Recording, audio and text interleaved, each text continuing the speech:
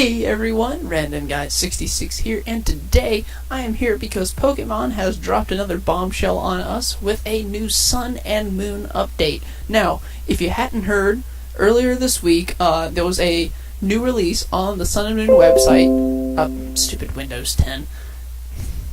There was a release on the website with a new video, as you can see right there, and it discusses so much in just 5 minutes that it's absolutely mind-blowing. I don't know what I'm looking at. It's a 5-minute long video, but there's so much crammed into 5 minutes that I can't even describe. We're talking about Alolan Forms, new Pokemon, Island Trials, Z-Moves, Totem Pokemon. I mean, it's ridiculous, okay? So, like I said, there's just so much covered in this 5 minutes that in this first video, I'm going to be discussing only the Alolan Forms, which are like the original or past Pokemon look differently in the Alola region because of like environmental reasons and stuff like that. They've evolved differently, adapted it differently, stuff like that. And I'm also going to be discussing new Pokemon, and because I think that's going to be enough of a video, and then I'll also release second and possibly third videos on like the Island Trials, Z-Moves, Totem Pokemon, Island Kahunas, and then also maybe a video on my speculation of all of this. Like, what does this mean? Is this the end of like Mega Evolution? Obviously, in the video it says there's not going to be any more gyms. It's being replaced by these Island Trials, so my speculation, my opinion of all that, I might do a video on that depending on like if I have enough time. So anyways, let's go ahead and get started. And our first Pokemon is Alolan Exeggutor right here.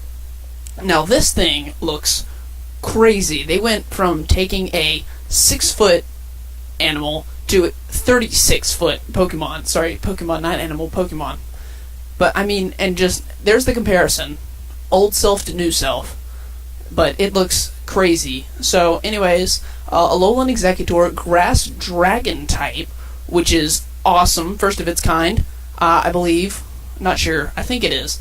Still the coconut Pokemon, height, obviously 35 foot 9 inches. That's crazy, almost half a ton. Ability is Frisk. So, no longer Psychic type, but looks pretty cool. It says, the environment of the Alola region, where strong sunlight pours down all year round, brought about this change in Exeggutor's form. The people of Alola boast that the Alolan Exeggutor is the true form of Exeggutor. I wouldn't boast about something like this. Unlike the other Exeggutor, the Alolan Exeggutor has a 4th head on its tail, and yes, it does. You can see it right there. It looks like a Gulpin got smashed onto the tail and decided to stay there with little grass alfalfa sprout or something like that. So back to Exeggutor, this 4th head controls the tail independently and can take on opponents to the rear that can't be reached by the main head's attacks. Okay, that's kind of cool, I guess. The Pokemon excels at whipping its long neck like a lash to attack with its hard heads. But that neck can sometimes become a weakness. I can definitely see that. So overall, pretty interesting looking Pokemon.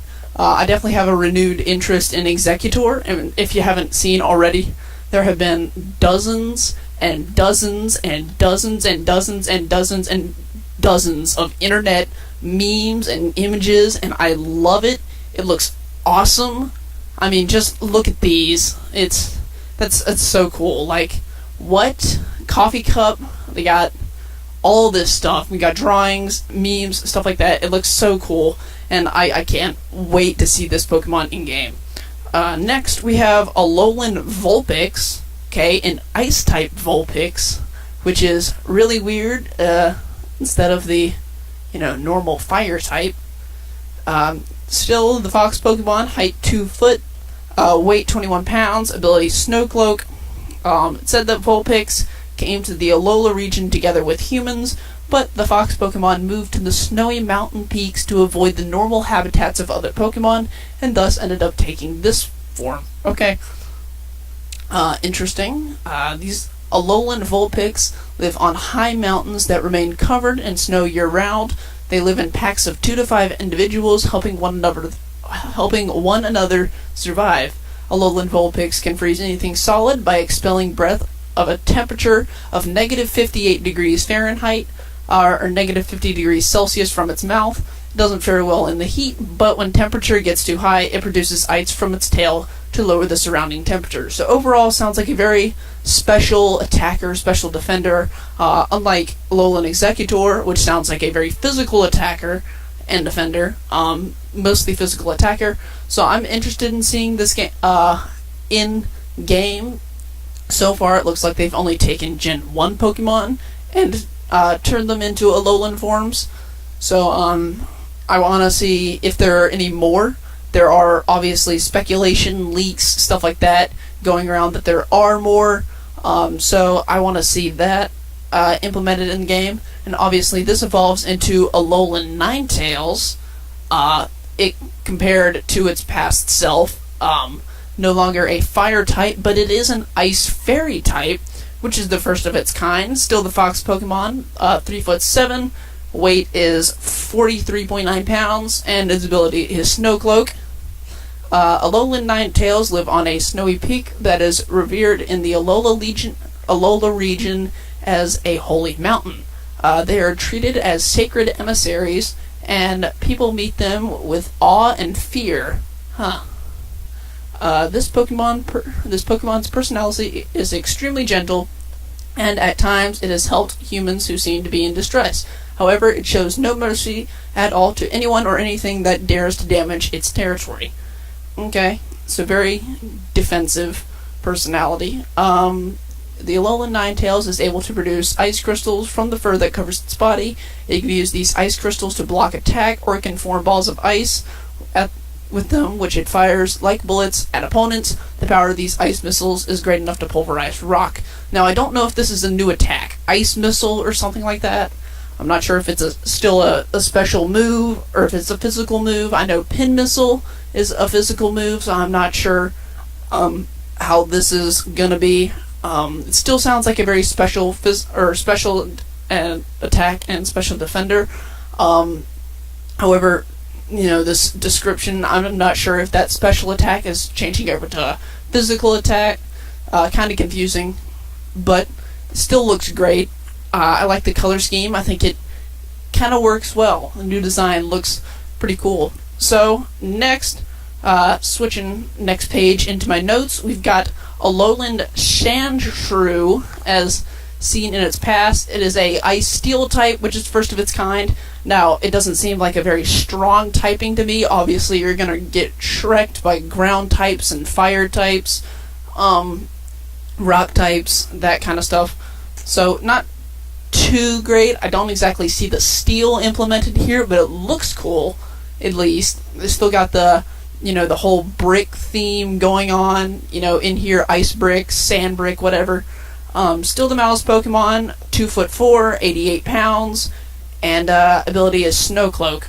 So, they have historically lived in desert areas, but the frequent eruptions of nearby volcanoes drove the Sandshrew to abandon the desert and migrate to snowy mountains, where they took on this form. I'm not sure I fully get that. It sounds like it kind of an extreme, going from one extreme to the next. Like, you live in the desert, but volcano eruptions, so you go to the snowy mountains. Like, is there no in-between? Like, why can't we get, like, a tropical Sandshrew? Anyways,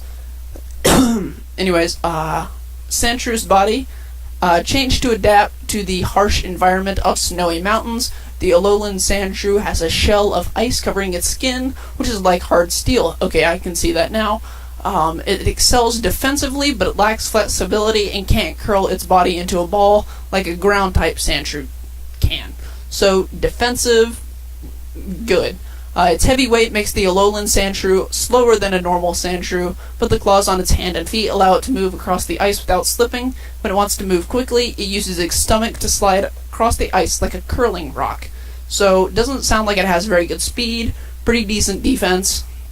Stats, it sounds, although you're obviously, like I said, going to get wrecked by those fire and ground types, so might want to watch out for those. And then it evolves into Alolan Sandslash, which I think is one of the few Alolan forms so far that actually looks really cool. They managed to keep the kind of spike thing going along on the back. The claws look a little bit different. Obviously, the color scheme is completely different, but I think it looks really cool though. So, Alolan Sandslash, still an Ice Steel type. It's still the mouse Pokemon, 3'11", 121.3 pounds, and ability is Snow Cloak. This Pokemon, the Alolan Sandshrew of the Snowy Mountains, evolve into Alolan Sandslash with spiny backs that are covered in ice. Thanks to their icy coating, these spines are large and sharp.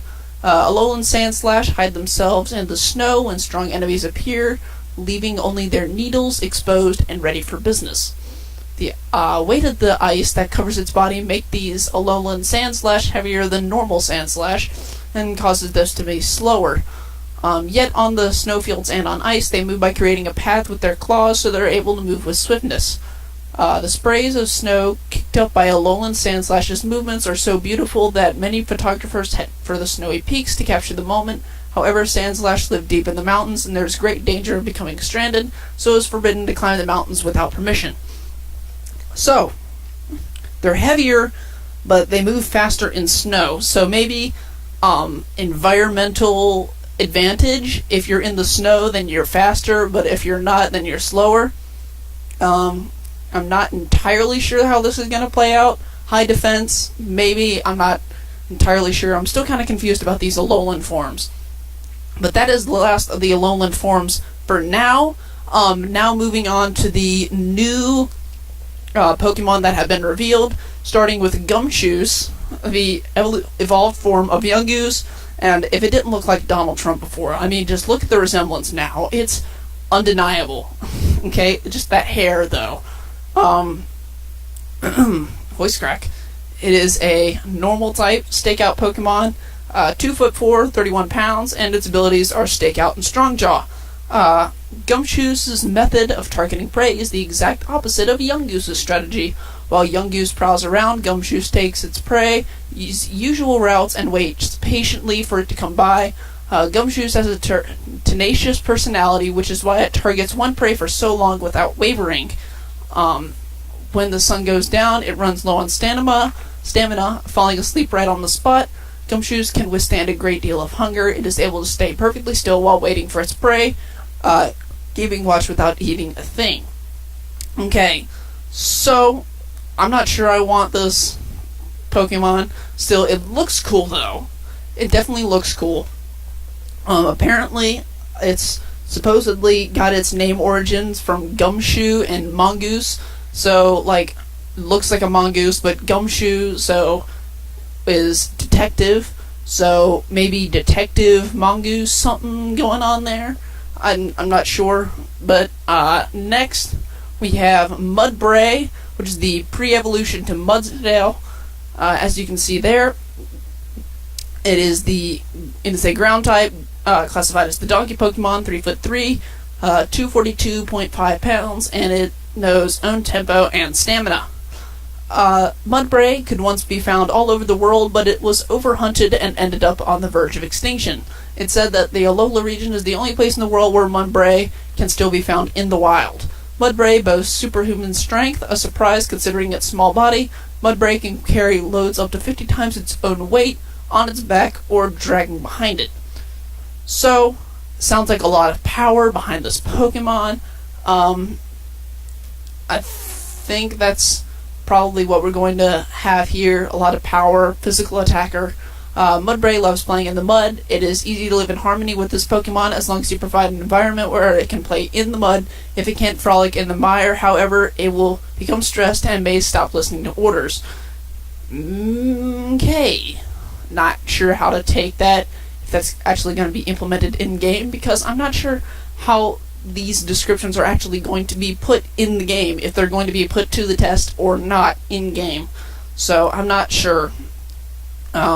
Next, we have Minior, I think that's how you say it. It is a rock-flying type, known as the Meteor Pokemon, 3'3", 242.5 pounds, and has Shields Down ability. That's actually the same weight as Mudbray. and the same size as Mudbray. So, kind of weird. So, Minior are formed in the stratosphere and lived by absorbing the detritus around them. Detritus? I'm not sure. I've never heard that word before. When they've consumed a large quantity of particles, their bodies become heavy and they fall towards the planet's surface. Minior has a hard and heavy outer shell with a core inside it. The Meteor Pokemon seems to be made in such a way that if the shell breaks, it can become lighter and deal out quick attacks. And this is what the Shields Down ability does, I've noticed. So when you when you get Minior down to under half health in battle, then its shell breaks and it becomes lighter and more attack ready. This is kind of like our Darmanitan's Zen Darmanitan thing, where it has higher attack but lower speed. I don't know how this is changing in battle, if it's got higher speed, higher attack after half health, and before half health it has higher defense and lower speed. Anyways, I'm not entirely sure about how this is going to work in game. It sounds like a cool ability, I guess. So, but anyways, when its shell breaks, the core in the center is revealed. You won't know what the color will appear until this happens. Minior has the new Shields Down ability, which no other Pokemon has had before. With the Shields Down ability, it will have excellent defensive capabilities as long as the shell is intact. It will also be protected from status conditions.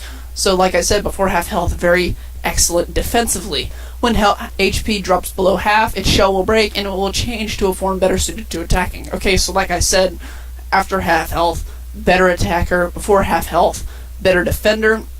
And immune to status effects. So that's pretty cool too. Next up, we've got Fromantis, the sickle grass Pokemon, and classified as a grass type. I'm not sure with the word mantis in the name why it's not also a bug type. It looks like a bug type. It looks kind of like a praying mantis, especially its evolution. But moving on, or we'll get to the evolution in a minute. Right now, it is 1 foot, has a weight of 3.3 pounds, and has the ability Leaf Guard. Fromantis is nocturnal, and it performs photosynthesis while it sleeps during the day by spreading out its leaves in all directions. Because of the danger in staying in the same location 2 days in a row, Fromantis begins its search for the next day's spot as soon as the sun sets. For Fromantis, photosynthesis is not just a source of energy, it is a necessity to achieve the strength and brilliant coloration of its evolved form. Photosynthesis is precious to Fromantis, and it will fiercely attack those who get in the way of that process. Fromantis excel at long-range attacks like Razor Leaf and Solar Beam. Okay, so it sounds like a very special attacker. Solar Beam is indeed a powerful move, but since it rests up the energy that the Pokemon has stored through photosynthesis, Fromantis rarely uses it. Okay, so, like I said, very special attacker. Razor Leaf, actually, I'm not sure, is Razor Leaf a special attack, or is it a physical attack? Because I'm not sure. It says long range, so it sounds special, but I'm not entirely sure. Jeez, my throat is dry. Next, we've got the evolved form of this, Lurantis, a grass type, classified as the Bloomsicle Pokemon, 2'11", Leaf Guard, and 40.8 pounds, so almost 41 pounds. Lurantis draws opponents near to itself with its flower-like appearance and aroma, and then it takes them down. Definitely looks like a pink praying mantis / butterfly thing. It is said to be the most gorgeous of all grass-type Pokemon, arguable. Due to its brilliant coloration and elegant moves, Lurantis' appearance is maintained through detailed grooming. It will trust a trainer who does a good job of taking care of it, but will apparently have a difficult time growing closer to a lazy trainer. Okay. So you gotta take care of this thing. It sounds like a good pageant Pokemon, if they're still doing those. I don't know if they are or not. It can learn Solar Blade, a move that releases a blade-shaped beam to mince up its foes. The blade is so sharp that it can slice a rock in half.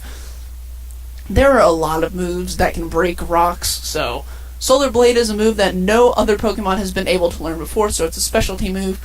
With Solar Blade, Lurantis absorbs energy from the sun on the first move and unleashes a powerful attack on the second move. So it's like a 2-turn Solar Beam or something? That sounds pretty nuts, actually. That sounds... Is that a physical move or a special move? I'm not sure, because it says Solar Blade. With the blade, you'd think it's a special, or a physical, but it's solar... I don't know, physical Solar Beam? Is that what that is? Is it a physical Solar Beam? That's kind of ridiculous. Lurantis is the totem Pokemon of Lush Jungle, the site of an Akela Island trial. It will overwhelm trial goers with the powerful combos it unleashes with the Pokemon allies it calls. That sounds like it's going to call for Mantis as its ally. So, 21 minutes into this thing, or 20 minutes. Next, we've got Oricorio, a very unique bird Pokemon, okay? Now, this is going to be hard to explain. There's 4 types of Oricorio: Bale style, Pom-Pom style, Pau style, and Senzu style. Fire flying, electric flying, psychic flying, and ghost flying. It says, hold up. Oricorio changes its form by sipping the nectar of certain flowers. Since it has 4 different forms, the same as the number of islands in Alola, it would seem that different Oricorio live on each of the islands.